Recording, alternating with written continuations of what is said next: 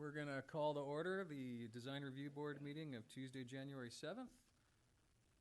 Do we have any staff communications tonight? Very briefly, you'll notice that Board Member Blaney is not with us tonight. He'll be absent. We will be meeting pretty much regularly for the next couple months. I can't give you any more specifics other than that, but looks like we will be. We have not dense, but they are busy scheduling. Beyond that, I really have nothing else to report. Yeah, thank you. Excellent. Any board communications this evening? I just had a question. What's happening with the Lincoln and Fifth, or Lincoln and Mission project? We, like a lot of the larger projects that have come through for the last couple of years, they bifurcate their building permit. So they'll put their foundation, grading, utilities, and shoring plan, and they blow through plan review fairly quickly.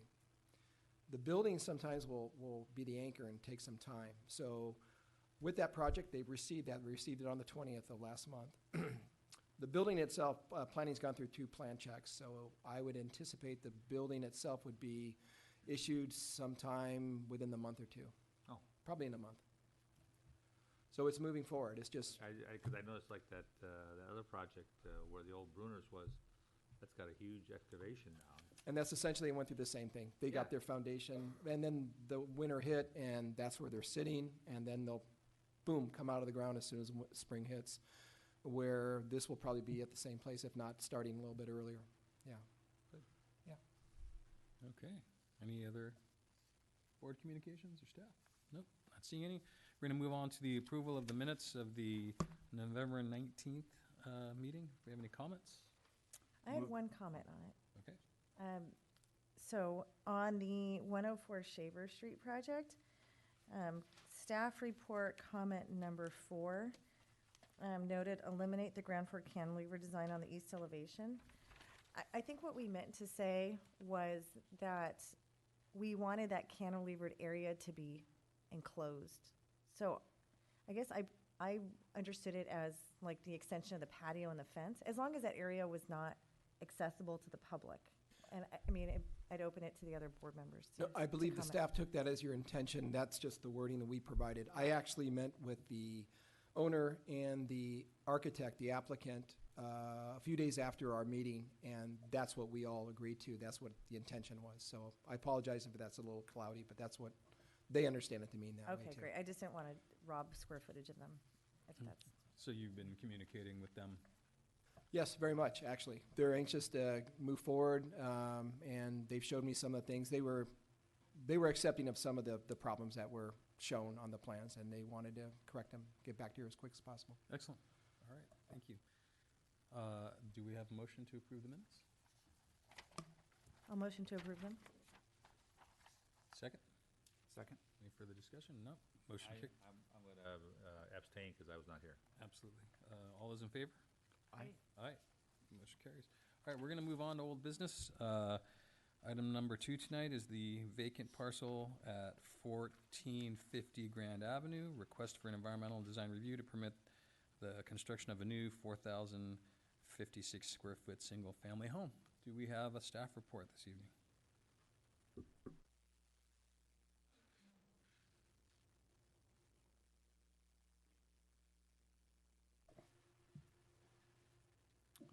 Yes, thank you, Chair Summers and board members.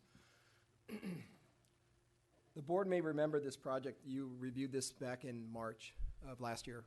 It's a single-family residence that's on a flag lot that was created several years ago in the Dominican neighborhood. It happens, the uniqueness of it, it happens to back up, or let me put it another way, Sisters Creek runs through this property. And so it does have a creek setback on the back of the property as well.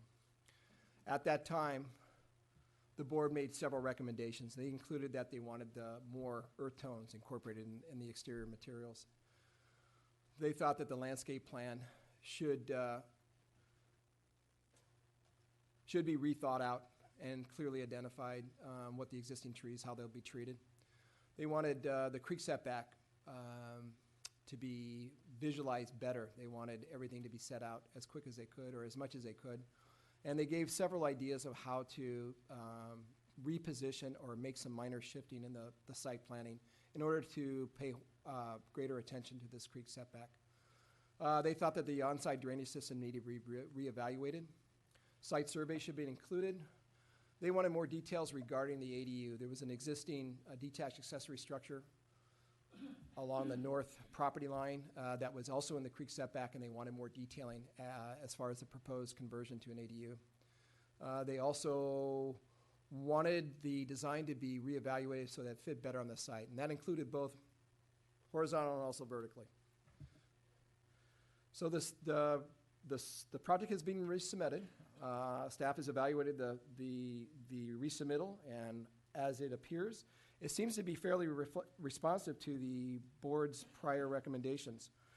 And so we find it as being something that we could get behind, staff could get behind, and we're looking to get some support from the board. I wanted to make sure it was noted that the site was open. It's normally secured, but staff had worked it out with the property owners to open up the site last weekend so that the board members could get on site and if they wanted to, and make a site evaluation. And last but not least, I wanted to bring to your attention some late comments that the planning received this morning, and it's been on your dais. Essentially, it's from the property owner that's to the rear of this project. Both rear yards partially attach, if you will. They both connect to the Sisters Creek. The Sisters Creek runs between both of them.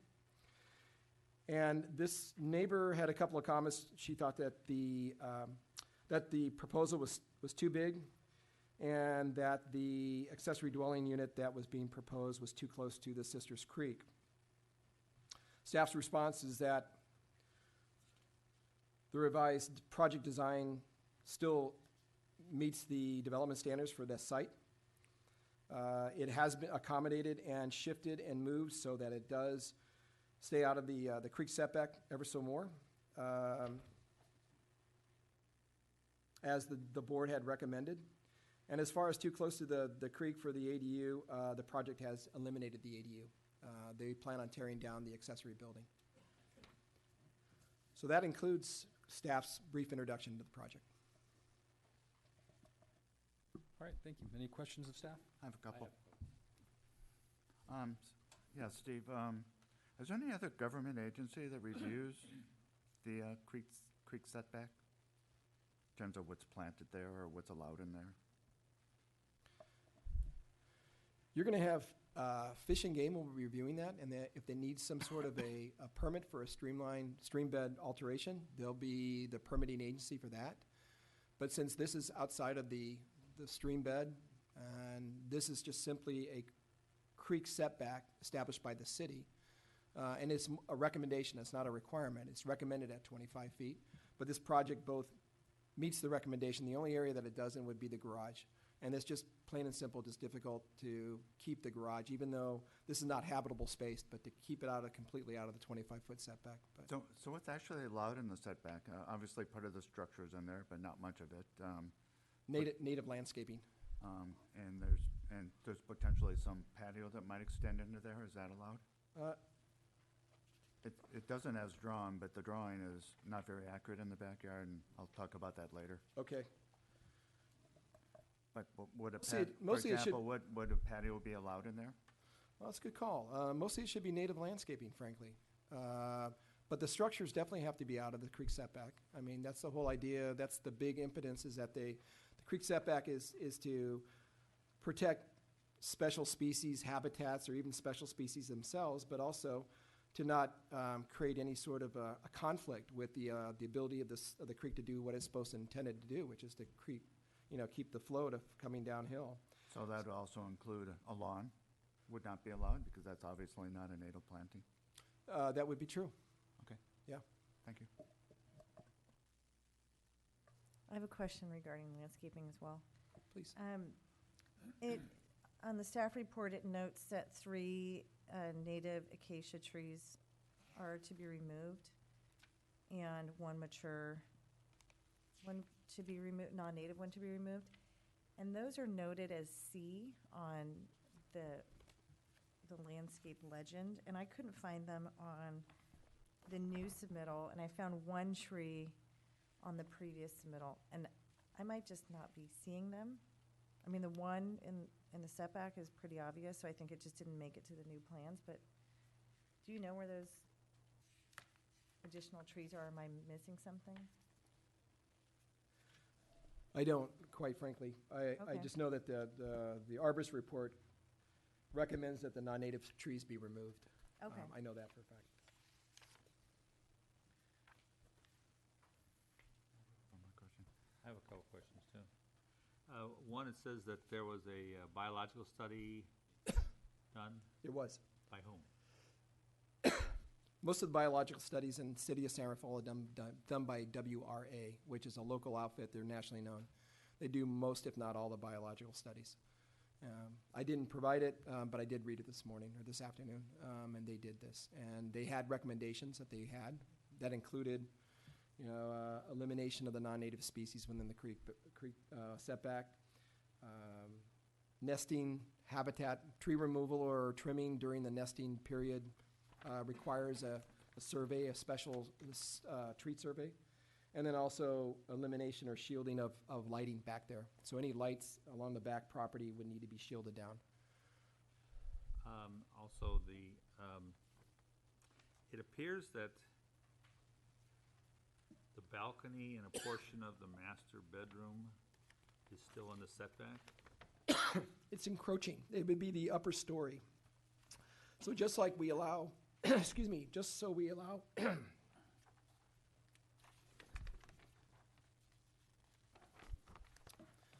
just like the city allows upper story encroachments, this is also proposing to encroach of the upper story slightly into the creek setback. But the lower story doesn't in that particular location. Correct. It's a little hard to tell.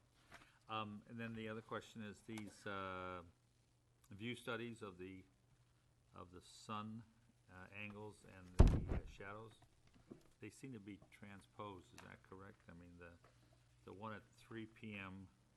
looks like it's coming from the south, and the one at noon looks like it's coming from the southwest. I believe you're correct. Yeah, so they just transpose the titles, huh? I believe you're right.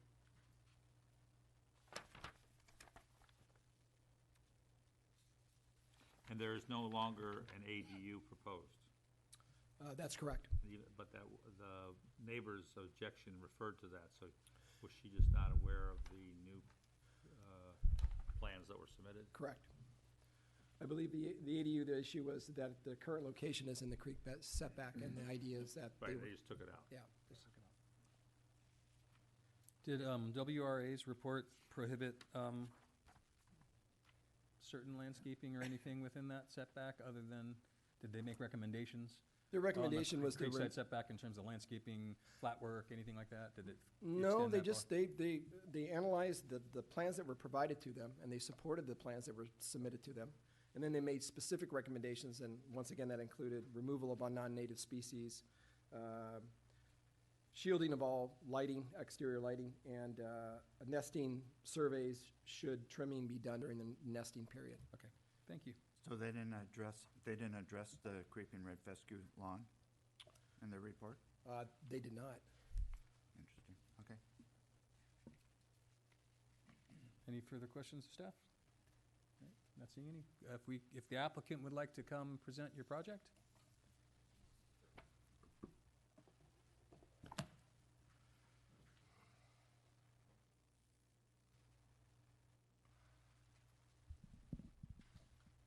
Good evening. I'm Bob Porter. I'm the owner of the proposed home, and I'm present with my wife. Do we just want to go over the changes that were recommended? Because on the first go-around, we already talked about square footage compared to neighborhoods, and should we go through that again, or? It's completely up to you. Or do we have some board members that were not present at the last meeting? I was not present, but I've reviewed the application. I feel comfortable Okay. going Yeah, through you can just the items. go down to your bullet points. Got it. The first, I'll just go over the recommended changes that the board recommended. The first one was the exterior color. As you noticed from the first drawings and the second drawings, the architect kind of gave a better view of what a board and batting house would look like. The first drawing, first set of plans did not, and the second one did. In that respect, we kind of did research on the colors and contrasting roof lines to those houses, and we really like a light-colored house with the contrasting windows and roof lines, roof color, excuse me. We did change the color of the body of the house from a like bright white to more of an earth tone. I think the color is Swiss Coffee. It's a Benjamin Moore product, and the number is OC45. It's more of an earth tone. I think you have it on your color board. It goes more into the cream color of whites, I guess you'd say. The roof remains the same color, charcoal, and the windows are a Marvin and an ebony finish, which is a black finish. The second recommendation was a landscape plan that the board recommended. So what we did is we looked at all the plants in the landscape plan on the rear of the house were selected from the Marin County Creekside native plant list, which shows all plants that they recommend being in a creek, near a creek. They have them on top of a creek, the side of the creek, or excuse me, the bank of the creek, and in the creek. So all the plants that you see on the landscape plan were chosen from that website. The existing trees were, I think they're identified on the site plan, not really on the new landscape plan. So the site plan shows where the acacia trees are. And as you heard earlier, they're not native to the creek bank. And actually, when I did the walkthrough with the naturalist or the environmentalist, there was nothing native in the creek as far as any endangered species or native plant life. So he was okay with what we proposed. And that was an exhibit on the earlier plans, the environmentalist report. I think the trees, the acacia trees, they're on the fire department's removal list. So that's why, and I guess the landscape plan will have the fire department will have, I guess, the final say on the landscape plan, because for fire protection for the neighborhood and the house, and that's why the acacias are on that. They're on their remove list. The trees that will be planted are redwood trees, and they're native to a creek bank situation. As far as the creek bank encroachment, we were asked to minimize it. The original creek bank encroachment was about 230 square feet. And to minimize that, we did the following. We reduced the size of the lower footprint of the house.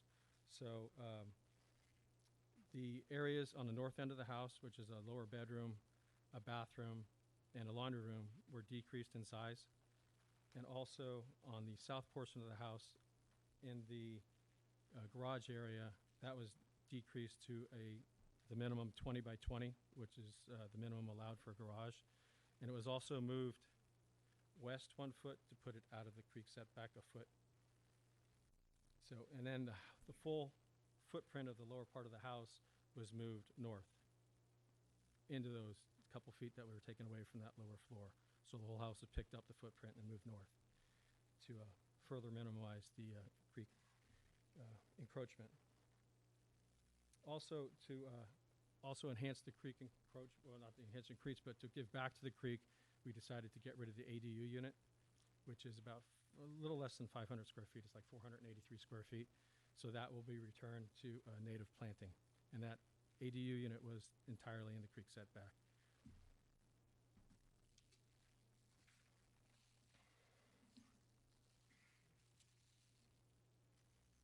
Reevaluation of the drainage plan.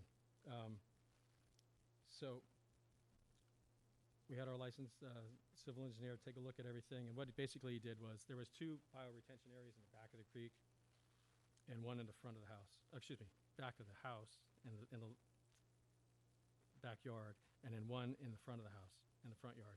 So what they did was they put the two out of the rear of the house and put them in the front. So we have one large bioretention area in the front of the house. So all the drainage from the house, from the roof, goes into that one bioretention area. And from there, the plan is to divert, if there's overflow, to Grand Avenue. So there will be no water entering the creek. The drawing L 1.0 still shows a bioswale in the backyard or bioretention in the backyard. That's just a mistake? It'd be just to, I guess, south of the landing and the steps? No, there's no bioretention in the back. It's just, Okay. there's just the one in the front. So that's just an error in the drawing? If there is one, yes. Okay. So yes, that's. And then also was recommended was permeable pavers used in the driveway and the turnaround. So that's what proposed, to use permeable pavers in the driveway and the car turnaround. Item 5 was a site survey. There was a survey done way back when this project started. It was submitted with the plans originally to the city, and I guess it just didn't land on your packet the first time around. But there is one. It's recorded, and actually I think it's on your packet this time. But there was one the first time. Item 6 was the ADU unit, and like I mentioned earlier, the ADU unit will be taken down, and that area will be planted in native vegetation.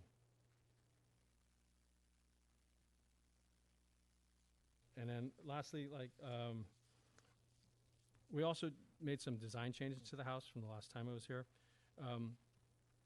Since we made the house smaller in the lower footprint, and then the upper, I think, comments of the board that the house was not very appealing the first time around.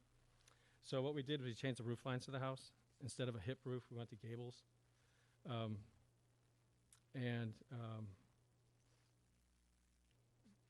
then as far as when you look at the house, on the rear of the house, as you heard, the upper floor on the rear of the house cantilevers over the bottom floor, and that's to help to break up the mass of a two-story house. On the southern portion of the house, we created a little covered porch, covered balcony on the south side to further break up that mass on that side. So when you look at a two-story, you'll see won't see just massive walls.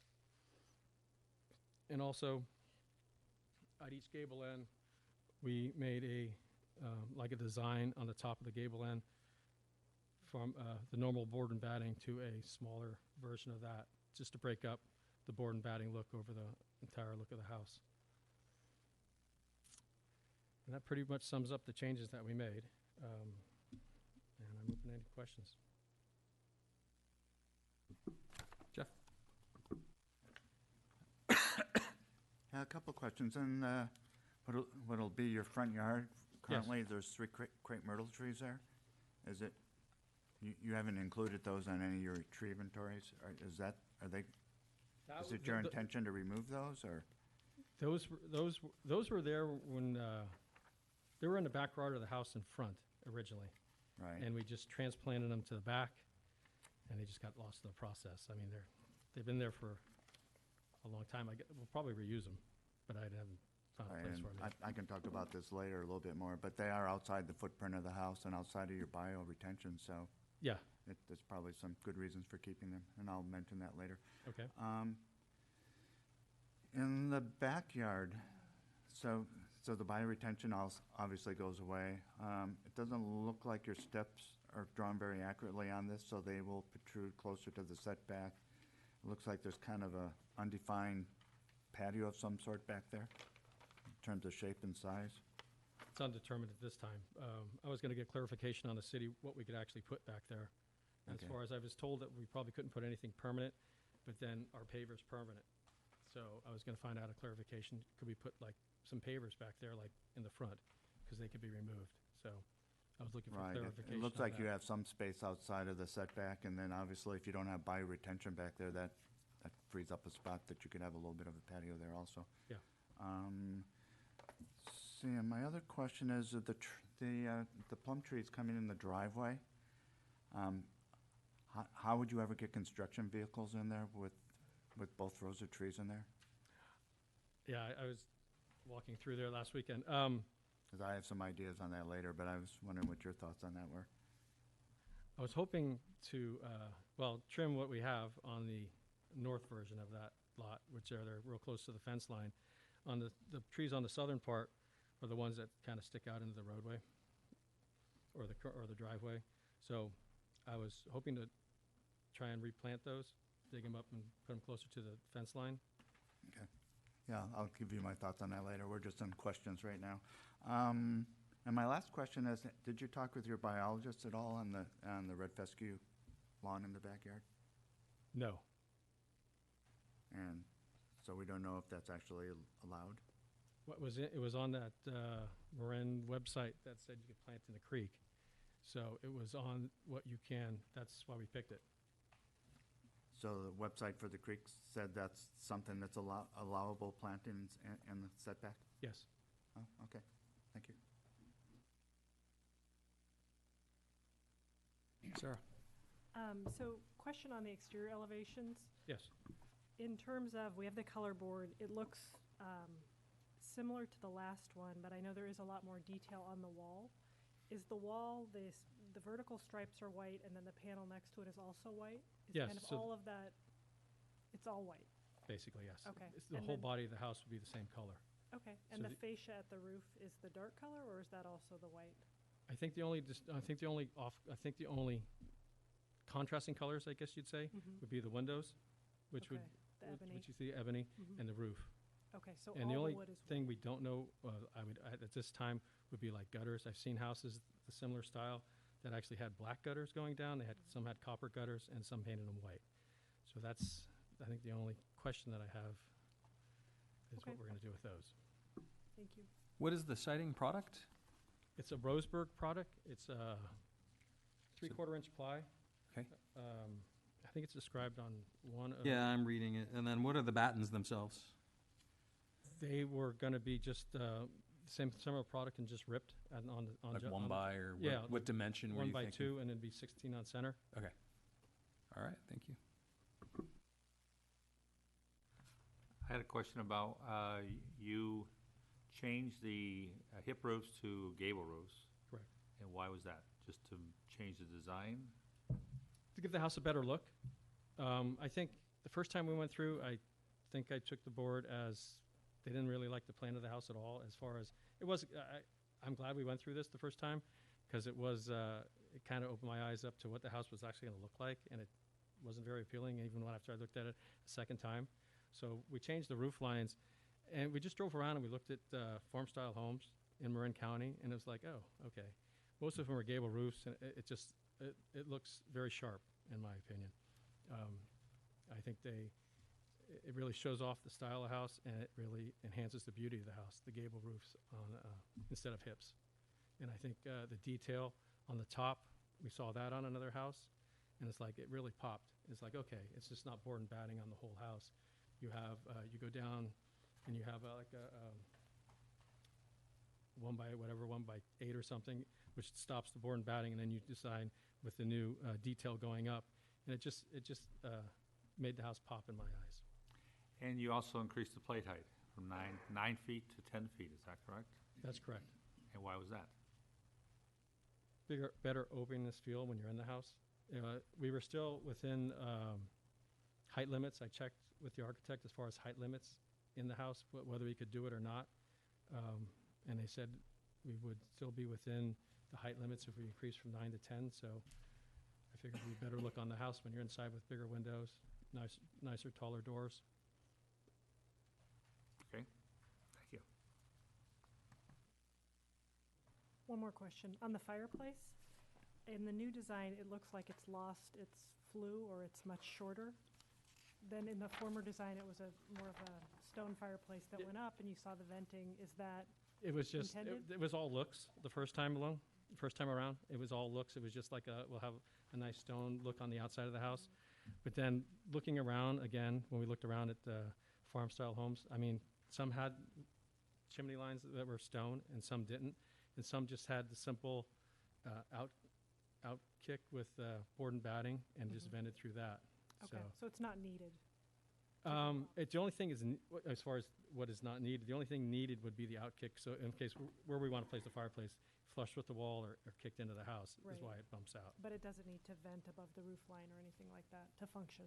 No, because they're all, Well, there's no, they're all, you can't have you can't have wood burning fireplaces anyway now. So Okay. they're all gas. Got it.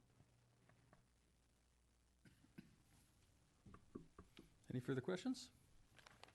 All right, great, thank you. Not seeing any. If you wouldn't mind signing in, and if anyone from the public cares to speak on this project tonight? All right, not seeing anybody, we'll bring it right back here to the board. We'll start with Samina. I'm generally in favor with the project. I think it definitely made some improvements since the last application, especially with the exterior design of the project. The only concern that I have that I think we could address with staff would be to have better delineation on the exterior paving, the pavers, the pervious pavers. And I think the concerns about the lawn should just be double checked as well. It looks like on the, I'm gonna mess this up, the south portion of the garage, the pervious pavers encroach into the 25-foot setback, and it doesn't look like in the plan that really corresponds with anything meaningful. So if those pavers, I don't see why those pavers couldn't just be then terminating at the west elevation of the garage. That's minor. And then just cleaning up the bioretention area that's shown on the east side. All right, thank you. Sarah? So I agree. I think the plan and the project has actually evolved nicely. It looks much more detailed and refined. I think it's much more in line with the style of the farmhouse with the gable. That's really successful, and the articulation on the wall is really nice. I like the color scheme. I think it's very similar to what was here before, but I like that farmhouse kind of high contrast, so I think that reads really nicely. On the landscape, I'll defer to others who know more about the tree types. I do think there's been a significant effort to mitigate the concerns from the first round, so that's appreciated. And I'm really happy to see the existing building that was in the creek setback being demolished. And I hope that can be done, very carefully so that what's put in place is, a better solution. After all, I would have liked to have seen the whole project move out of the setback, but I understand in looking at it why that's not possible. So I think the mitigation is acceptable, kind of having the garage in there and then the upper story step over seems like a good compromise. So I'm supporting that. And overall, I think it's a nice project. Jeff? Yeah, excuse me. I agree with the comments from my other board members thus far. I'm going to concentrate mostly on the landscape. On the crepe myrtle trees, there's a grouping of 3 there. I think 2 of them, at least 1 for sure, 2 of them probably make sense to retain. I think that'll make your front yard a little bit more interesting. Plus, there's kind of a gap in the screening between your neighbor's cedar tree and your redwood trees, so it also have some screening, provide some more additional screening. For the trees coming down the driveway, my thoughts on those is, if you really got to prune them radically to get trucks in there, the trees will probably get ruined. So my recommendation would actually be to keep the trees on the north side of the driveway or the left side as you drive in. They're right up against the fence. They're fairly upright. They have a reasonably good shape. I would probably remove all the ones on the south side, and that'll give you greater flexibility on grading and putting your driveway in. And at the end of your project, maybe put some greenery along that edge. Doesn't necessarily have to be trees. I mean, I understand the alley of trees looks nice, but I really don't think it's realistic to hang on to them. And if you end up ruining all the trees to get your construction vehicles in there, what have you gained? So the screening on the north side is more important because, the house, I guess you call it the adjacent house, actually has windows facing the driveway. the house to the south has all blank walls and no windows facing the driveway, and where screening is less important. So that'd be my recommendation, just retain the ones on the north side and remove the ones on the south side. The other thing I'm struggling a little bit with, even though the website says you can do it, is the lawn in the back. Creeping red fescue, that's about the only lawn that does well in shade. But well's actually probably not the right word. Tolerates shade and exists in shade. But you still have to fertilize it, and you still have to irrigate it, and you still have to mow it.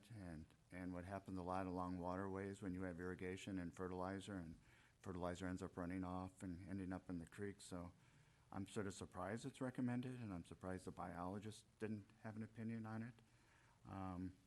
I'm still not totally clear on what's allowed in there, but if I would actually think you might want to consider an artificial turf if you have to have a turf product back there. Again, you're not watering it, you're not fertilizing it, you're not mowing it. Does really well in shade for some reason. The other thing, if you're going to put turf back there, I wouldn't put it up against the house. Irrigation goes back against the house and discolors the siding. So if you actually do with the red fescue, you really need to pull that away from the house. And again, in the back, I think if, when the bioswale goes away, that gives you a little bit of more of an opportunity to put a little bit of a patio of some sort back there, which I would assume you'd want coming down the stairs.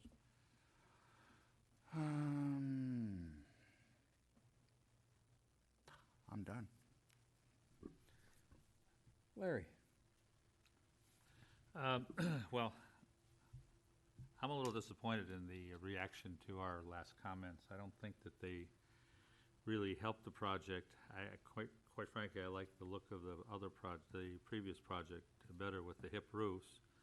I don't think that the change in color scheme is responsive as well. We asked for earth tones, and we got a slightly off shade of white, and very little distinction between there's no distinction between the trim and the siding, and it's a stark black and white color scheme, which I don't think is acceptable.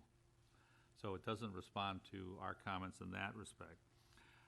The big issue for me, though, I think, is we asked for minimization, or minimal encroachment into the setback, and I don't think that was done.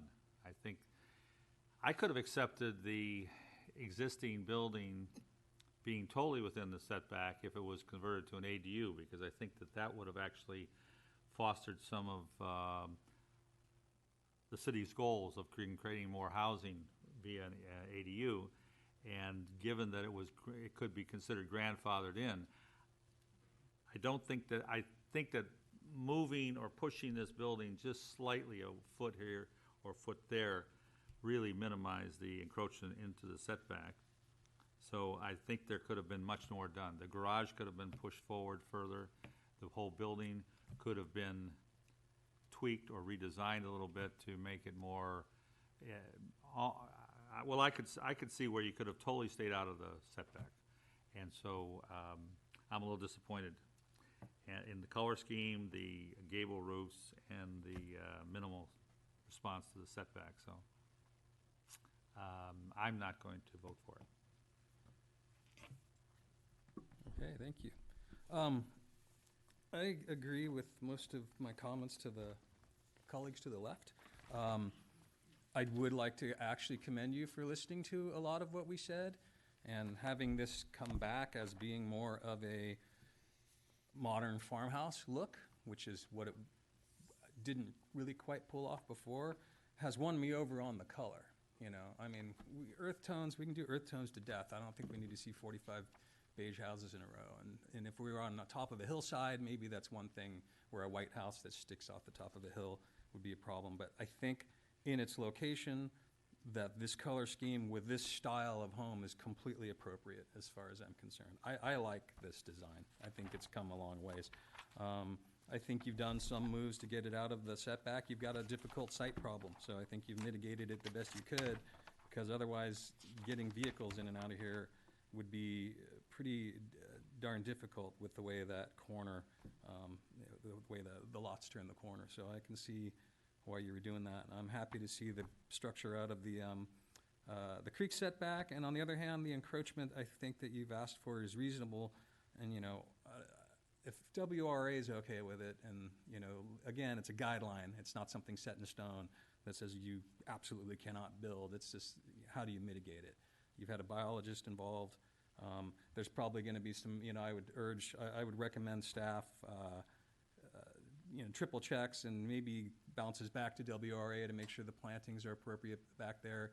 As you said, if you want a patio, what can you put back there? And, you know, it sounds like those things are happening and will probably vet themselves out during the building permit process. So the only thing I don't like about the design, the only thing that's bugging me a little bit is just proportionally, is the 10-foot plate upstairs. And I know you can do it, and I'm not going to recommend you lower it in terms of, because you can do it, but it just looks to me like there's a whole heck of a lot of siding and wall above those windows. And do we need 10-foot ceilings up in the bedrooms?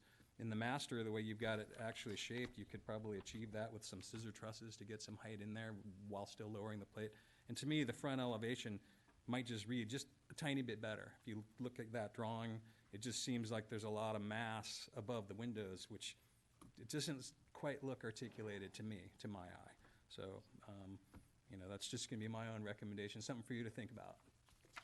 Other than that, I like the project. I like where it's come. I think you're right. I think the project got better through the process, and I think I'm okay with it. So, any other further comments by anyone? Mark? No?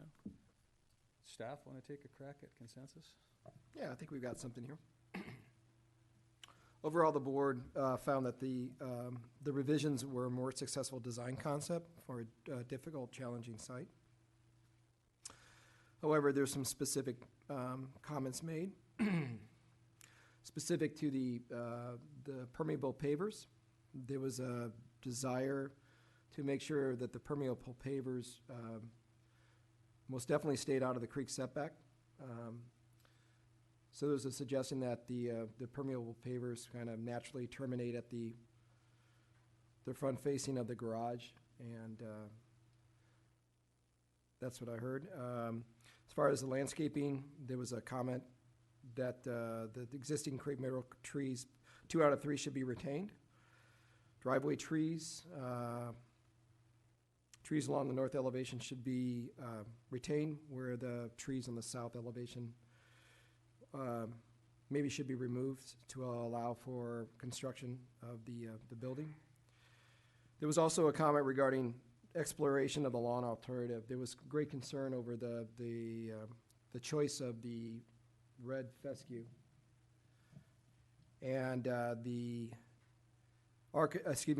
property owner is encouraged to explore an alternative to that. That's really what I have here, essentially. Any questions or comments of staff? Or? I think on the permeable pavers, what I heard was that we need to confirm where they can be located with the biologist, not Okay. necessarily to limit the location. Okay. Yeah. I'd agree with that. Any further? We'll do that with the fescue. Okay. We'll confirm. Do we want them to read it back again? Or?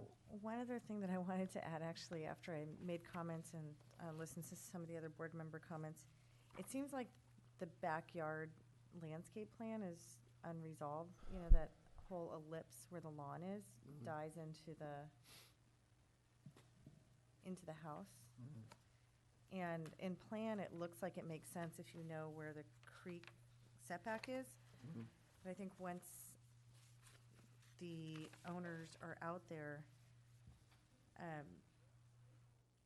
you know, that whole like back patio, bioretention area that's mishatched, and then that area of red creeping fescue, it just seems like that is going to need more finessing, and I'm guessing that's going to happen through the application.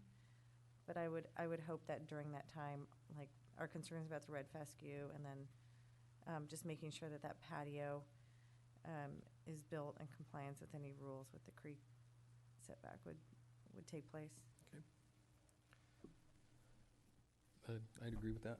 Let me state that a little differently then. Let me state my previous summary a little differently. So essentially, the rear redevelopment or re-landscaping of the creek setback needs to be greater refinement, and with the help of staff to determine what can and cannot be allowed within the creek setback. And then I stand by the specific comments regarding the retention of the existing crepe myrtle trees, and also the recommendation of the driveway trees retaining on the north side and elimination on the south side. That's it. And probably, on the south side, though, they're probably, once the project is done and they see how much space is left between the driveway and the fence, it makes sense to add some landscaping there. Landscaping. But that better determined once you actually, at the end of the project. Got it. Anyone care to make a motion?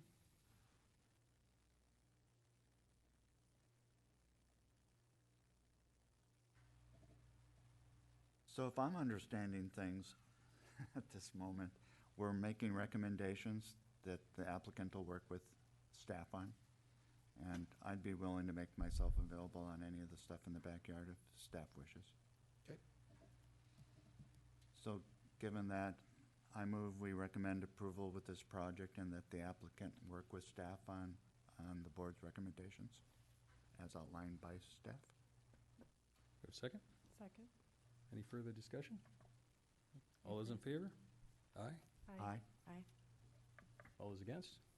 Hey, Motion carries.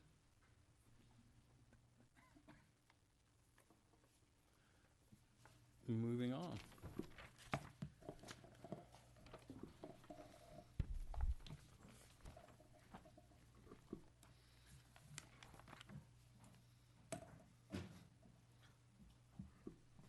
Okay,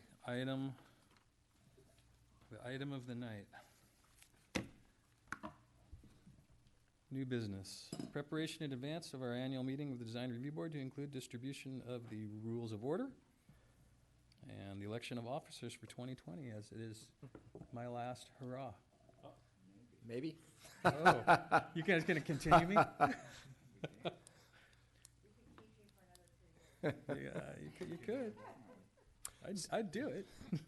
So we do this every year. That's our annual meeting. We review both our rules of order. We haven't made any revisions in the last year or 2 years. And then when it comes to election of officers, we've always rotated on a basically a 5-year cycle. And we're confirming the chair and the vice chair for this year, but I do include a preview of what that cycle would look like if the current board remains the way it will be for the next 5 years. Now, by no means, this is just something if you want to continue the way it is. If you want to make some changes, we can certainly do that. Just like we can make changes on the rules, we can make changes also in the election of officers. And if it's something we can get to tonight, I would say we should move forward. If it's something that we need further consideration, I would say we should have a discussion, tell staff what we need to do to help the board, and we take this up on our next board meeting. So if you'd like, we can take them in descending order. We can talk quickly about the rules of order. Is there any changes that any of the board would like to see or are confused about or think that doesn't work and maybe we can refine it better? If it is, we can either, you can make that suggestion, I can work on it and come back and we can talk more about it. I can have a revised rule and we can do it that way. Or we can adopt it, just the rules the way they are. I have a question about the rules of order. Sure. So after the applicant has made their presentation, like today, we had questions for the applicant and they were able to respond. Is that per the rules? Because in the past, we have not We've done tweaked, that. we've tweaked right? it a little. It used to be very rigid. It was applicant presents, Yeah. we have questions, public comes up, and then it comes and we close the public meeting at that point, and it's a discussion with us. And there's not supposed to be any further dialogue with the applicant or the public after it comes back to the board. Yeah. There was some serious criticism that was levied at the council about us, we were too rigid. So because we don't have decision-making authority on this board, and we are advisory, we were instructed that Be more kind of collaborative. use our judgment at the end. If there was a lot of unresolved questions that we did reserve the right, or if the applicant wished for clarifications, we could bring the applicant up at the end. That being said, technically, if we bring the applicant up and they get to start having a dialogue with us, then we have to open it back up to the public. So it was sort of a judgment call this last year.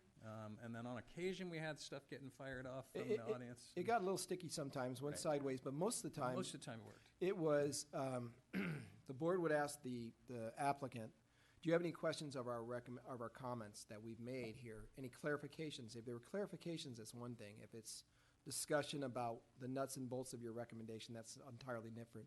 That's when you got to open it up. But frequently, they stuck with the whole, I had some questions regarding the recommendations provided. Not necessarily wondering why, but it's just clarifications. Yeah, I do think when we're back into board communications, though, at that point, we probably shouldn't instigate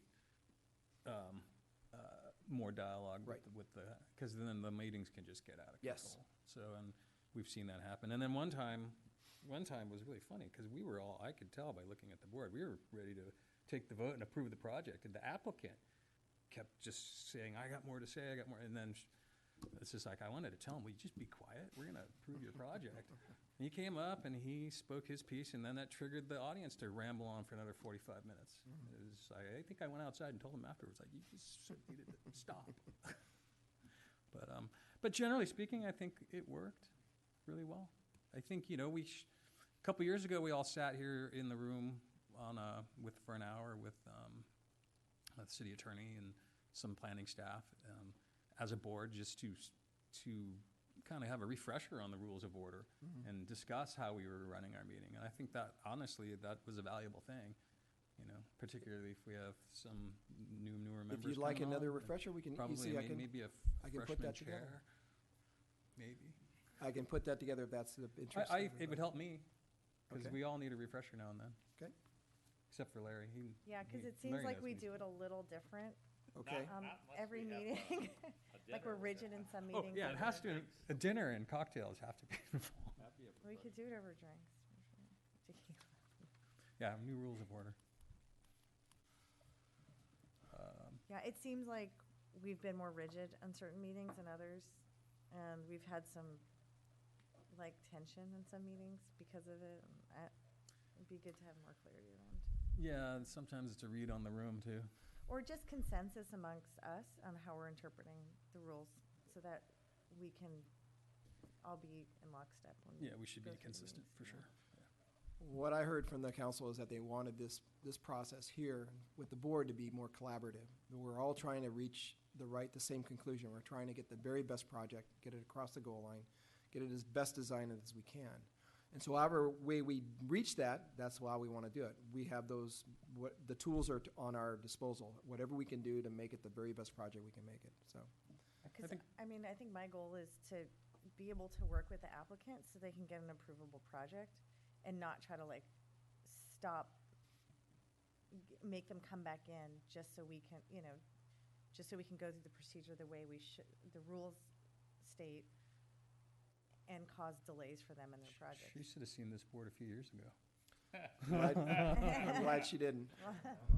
But for instance, a step that's worked really well is Board Member Kent. He's offered to facilitate or be a part of these, helping staff to evaluate these refinements that the board sometimes will ask about. So that's helped out quite a bit. So it's not left in staff's lap, because I'm not that good at landscaping, but certainly it's nice to have a landscape professional help out. So that's just an example of the collaboration that we've changed over the last several years.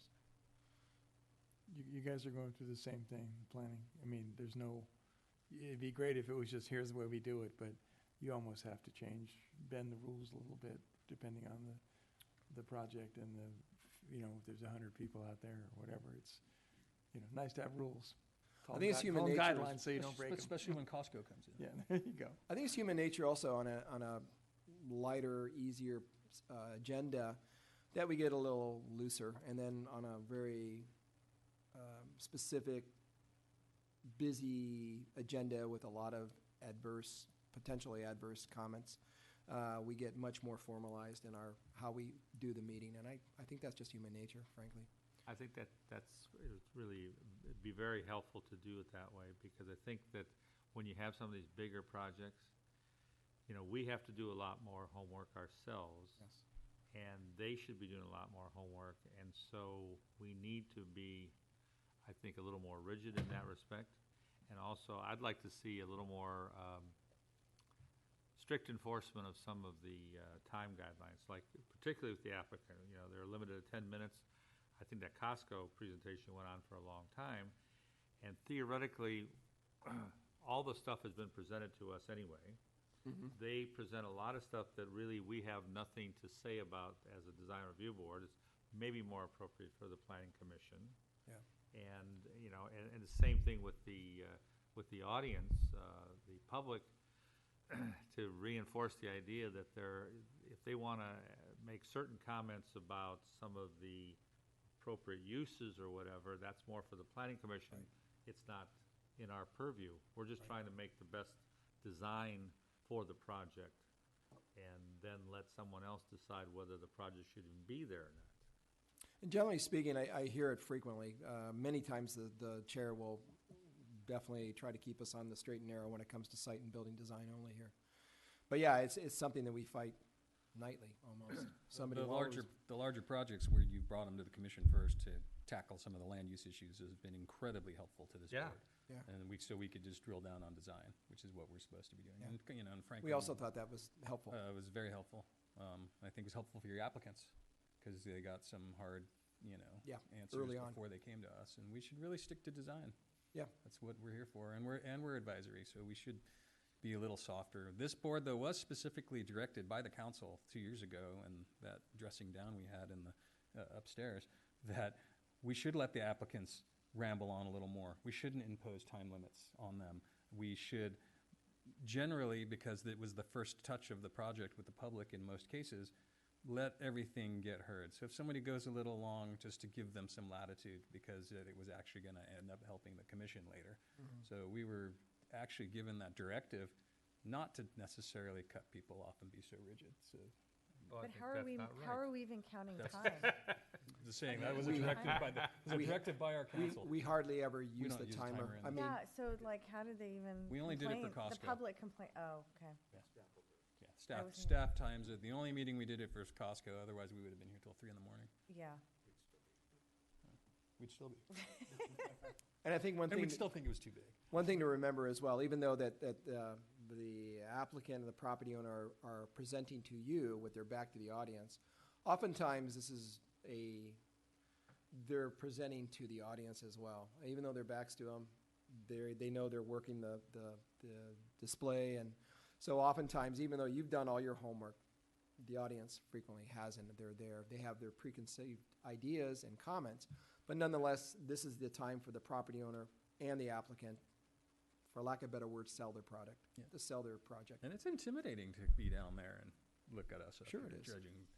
You know, I know Novato's done it, and we discussed it here at one time, as on some of the conceptual reviews, to get us down off the dais and have it more like a workshop, especially on a conceptual review. I don't think we could do that here, but you know, That's the way it used to be. The idea A of it long is, time ago. is actually is far gentler. If everyone's trying to get to a solution that everyone can live with, Yeah. it was a nice idea. Hmm. I've experienced it up in Novato. They start pulling sketch paper out. It's pretty funny. Well, The way I it mean, used to be. I mean, you know, that's when the public wasn't really much of a participant. right. But we're not here to design their projects. So. But getting back to the thing, that I think that's one of the problems, is that the project proponents sometimes, like Costco or BioMarin for that matter, they try and sell the project, and most of the public are not here to be sold. They're here because they have some comments that they want to get out, either for or against the project. And we're not here, I don't think, to be sold either, because we've already gone through all this stuff. So it would be helpful if the project sponsors would just stick to the design presentation, and even that, the staff does a lot of that. You know, you provide a lot of the background, and they then kind of regurgitate all that stuff. And I think, quite frankly, it's just a waste of time. Well, I think, like I mean- anything, I think staff could probably do a better job. I think we do give quite a bit of latitude to the larger projects, and, I mean, they take advantage of it, without a doubt. They'll go on to an hour, which I realize that's ineffective use of the first hour, and it really, so staff will do a better job. We'll try to hone them in so they're not taking, I can't say that they're only going to take their 10 minutes, but certainly I think that the days of the hour introduction of the project are probably gone, and staff will do better. I'll do better to make But sure that we even let like a them know. Costco needs a 20, 30 max. They should have Yeah. a really tight presentation. They're gonna lose people. People are gonna be annoyed with them if they go over 20 or 30 Right. minutes anyway, so. No, I they're not- agree. They're not really selling themselves if they're just going on and on and on. right? Staff was frustrated as well. I think we were taken advantage of, quite frankly. Yeah. So, On to officers, um, so we can start playing blackjack, or how are we doing this? well, so as we have done traditionally, we've rotated through, and if we were to follow this same, then Vice Chair Kent would be taking the throne as chairman, and then Board Member Paul would assume the role of vice chair. And so that's if we are following the current rotational schedule. You are more than welcome to do it any other way. If Wait. somebody wants to double down and have another year, they can. Of course, and of course, we follow the rotation because nobody really jumped forward and said, I want to do it. It was So- more of like, we're putting you on record that in 5 years, your time is coming up. You can't just kick the can down the road. And that's how it worked out, and But- yeah. But we may be faced with an unusual situation here, though. Well, I'll leave it up to the board to kick it Well, around and we- decide what they We want to do. understand there might be a volunteer. I've been thinking about the idea of doing it, and I think it'd be fun to do. My hesitation would be that I'm not totally comfortable with the order, and I guess it's because of the grayness of the rules, but now that we had this discussion, And we can review that. yeah, And you'll get plenty of help. Yeah. yeah. really will. I'd be happy to take on the role of chair, unless Larry wants to do the chair and I could do the vice chair. But How You just- about if you do the chair and I'll do the vice chair? that sounds good. That too. sounds That lovely. sounds good too. I think it's great, especially Yeah. for a newer member, and I've done it twice, and, it's great. Yeah. I think it's Be really fun. good. And you get to talk last. Well, that too. I get to hear everybody's comments first. That's the secret. And longest. Well, you don't catch, I mean, like a lot of landscape stuff, I don't really see until you guys point it out. I mean, I see it on the drawings. Having landscape architects on this board has been invaluable. Some other boards Very, don't very have it. helpful. I would and, agree. It's been, it should just be a requirement, should be in the charter that at least one of the members must be a landscape architect. Is it? Well, darn. Well, the general plan, Done. We're stuck with Jeff. A little late, though. the general plan puts a big emphasis on site landscaping, and it's nice that the board, we can follow that further in making sure that every project we review, we're always evaluating landscaping, which is And I really love nice. that we have two at times that are diametrically opposed on certain subjects. So every time there's a palm tree comes up on a project, I'm like, oh, here we go, the palm tree wars. You know what? A rogue palm tree sprouted on my property. Jeff, you're right. Really? Rogue, If you want to You get rid just- of it, I'll I thought of take, you, and I I'll told my take it. husband we have to take it down. I'll take it, yeah. They're not palm trees. Will you just come dig it up and take Gave it? Mr. How big Kent is it? so much credence. It's probably like this tall by Oh, wow. now. Jeff Kent planted Know it. that. If it's easy to, if it's easy to pull out, I'll take it. I think Jeff I'll planted get it your on number. your You lawn. can come by and take a look at it. if you've ever driven westbound 37, in the middle of 37, in the middle of a diked wetland, there is a palm tree growing that's probably about 7, 8 feet wide, and it's already about 6 feet tall. And I Yeah. saw it this week on the way to Tahoe, and it It's- reminded it's the me, I most- reminded my husband to remove the palm tree that, it's the most unnatural looking Yeah, palm that's- tree. It's out in the that's middle an of odd place nowhere for it. because there's not even a tree within miles. And then, yeah. Interesting. Somebody threw out Well, a if coat. Larry So do we wants have a my palm motion tree. to approve the chair of Samina Saad and Vice Chair vice would be chair of Paul. Larry Paul for 2020? I guess I'm not the chair. I'll make a motion. I move that we approve the rotation of Samina and Paul and Larry. Do I have a second? Second? Any further discussion? Not seeing any. Motion carries. Congratulations. Oh, you All should those in probably vote. favor? Aye. Aye. Now it carries. Motion carries. Meeting adjourned. This,